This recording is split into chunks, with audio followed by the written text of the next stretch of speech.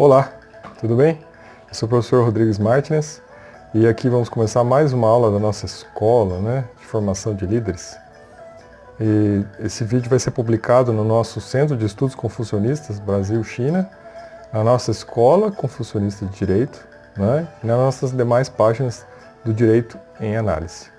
Pois bem, hoje nós estamos aqui com a nossa 26ª aula, mais um avanço aí para a gente trabalhar com a questão da liderança, e da importância da formação de líderes aos moldes das escolas antigas, principalmente da escola confucionista, tá?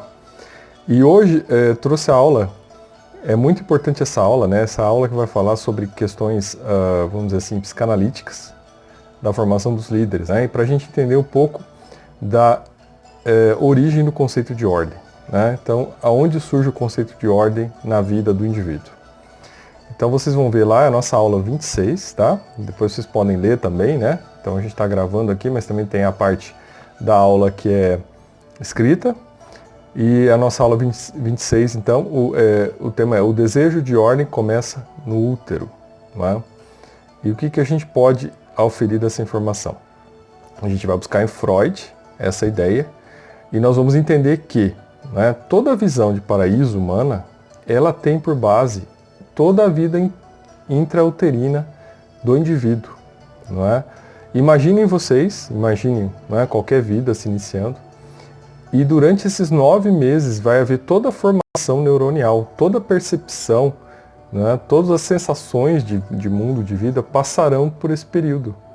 Então é um momento primordial da vida que vai marcar o que vai vir a seguir.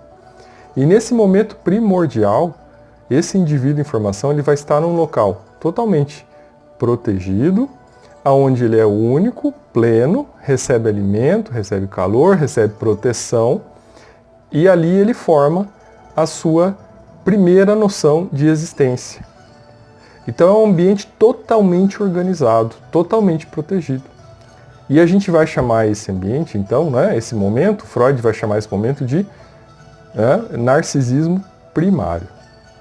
Quer dizer, é a visão de paraíso, O indivíduo se sente único, completo, pleno, todas as necessidades dele são atendidas e ele está interligado, ao todo de uma maneira integral, Nada lhe falta. Aí vem o nascimento, E o nascimento é, então, a expulsão do paraíso, Ele perde o paraíso, ele vai para um local onde ele vai sentir fome, frio, barulhos estranhos, luzes estranhas, Ele vai sentir dor, ele vai sentir então necessidades que ele não tinha antes, naquele momento. Então ele formou toda uma memória, do paraíso, e depois ele é tirado, ele é expulso desse paraíso, e ele vem então a entender a existência de outro meio que não lhe preenche, do qual ele vai sempre ter algum tipo de hostilidade, de necessidades, Um outro meio que está em desordem, quer dizer, não está em plenitude com ele, não está integrado com ele, e também vai perceber a existência da alteridade, do ser humano, que vai lhe prover o alimento e que vai lhe faltar em certas circunstâncias, então ele não vai ter aquilo continuadamente. Essa então é a primeira noção que a gente tem de ordem, É a ordem natural uterina. Nós aprendemos a importância da vida na ordem, E aí quando vocês podem fazer uma pesquisa e vão buscar a imagem, fechem os olhos e pensem no que vocês entendem sobre paraíso, Vejo que na ideia de paraíso de vocês só estão vocês, Ou pouca gente. Geralmente está com um ambiente belo, natural, equilibrado, com todas as suas necessidades providas. Então veja, a gente volta lá no útero. Agora pense na imagem do que é o inferno, O inferno é um local quente, cheio de pessoas, degradado, onde não tem paz, É um ambiente incômodo. Então, esse é o ambiente do nascimento. E daí, o Freud vai dizer que a gente adentra, então, com o nascimento, naquela busca do narcisismo secundário, que é o quê? É tentar reconstruir esse paraíso em vida, em terra, E disso a gente pode ter, então, a etimologia, da explicação da ideia de paraíso, utilizada pelas religiões, e aqui, gente, sem discutir méritos, crenças ou opções religiosas, tá? Mas dizendo uma perspectiva psicanalítica para a gente entender o fenômeno. A gente tendo essa noção, a gente vai perceber então que esse ser humano, né, expulso do paraíso, ele vai passar a sua vida toda, né, buscando novamente esse paraíso. Então esse é o motor da vida. É aquilo que o Freud dizia, né, que é a busca, né, da construção, do eros da vida. É você buscar novamente construir a seu redor, na sua vida, esse paraíso novamente, né? E daí todo o que acontece nesse campo, né, íntimo, inconsciente por vezes, que a gente nem presta atenção, né? E daí a nossa necessidade, enquanto se buscar formar em líder, né, e buscar a liderança, de entender esse mecanismo que está presente e, né, introjetar essa ideia para que a gente possa atuar. Porque essa ideia está então no inconsciente coletivo, né? Se a gente digitar no Google a imagem do que é paraíso, do que é inferno, a gente vai ter uma amostra do que as pessoas pensam, né? Das imagens que as pessoas produzem ao redor do mundo do que é paraíso e do que é inferno, né? Então vejo que isso está no nosso inconsciente coletivo, né? E o paraíso sempre é uma organização, sempre é uma ordem estabelecida, né? Sempre é um local muito cuidado, muito protegido, um local que a gente quer estar, né? Um local que a gente busca estar, que a gente tem aquela vontade de encontrar na nossa vida. Daí vem essa questão de ordem que está lá atrás, gente, na ideia da sociedade harmônica de Confúcio, né? E daí nós chegamos aonde nós queremos, né? Então, Confúcio, né, já naquele momento antigo, já vinha a identificar essa necessidade humana de ordem, de harmonia, de buscar essa construção na sua vida, né, de tentar resgatar aquele paraíso uterino na sua vida terrestre.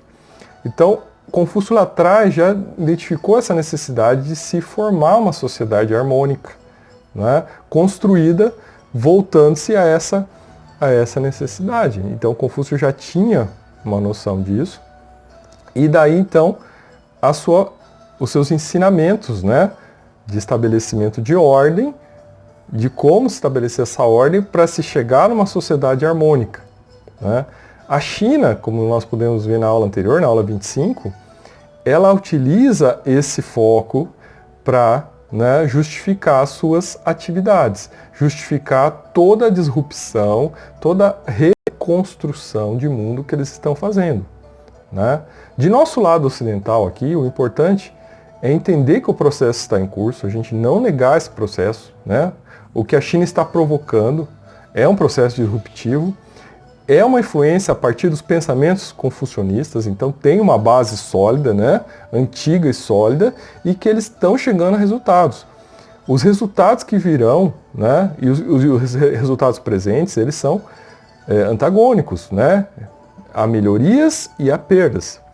O que cabe a gente, né, e aqui a gente falando na formação de vocês, na formação de futuros líderes, de pessoas que vão atuar, né, nesse mundo que busca uma sociedade harmônica, né, em construção, que busca uma nova ordem, né? Então esse é um processo que já está startado, a gente não consegue mais negar e evitar que ele ocorra. O que a gente tem que pensar é qual é o nosso papel, né, de determinar se isto que vai acontecer nos leva a uma ideia utópica, né, positiva, então, de recuperação realmente daquela imagem uterina, de construir um mundo, né, que seja realmente melhor para todos, ou a gente cair na disrupção, né, de utilizar a ordem para, na verdade, causar autoritarismo, né, imposição, né, causar algo que a gente não nos interessa, né, que seria aquele mundo disruptivo lá, né, do filme 1984, do filme do livro. Então essa é a nossa missão enquanto líderes, né?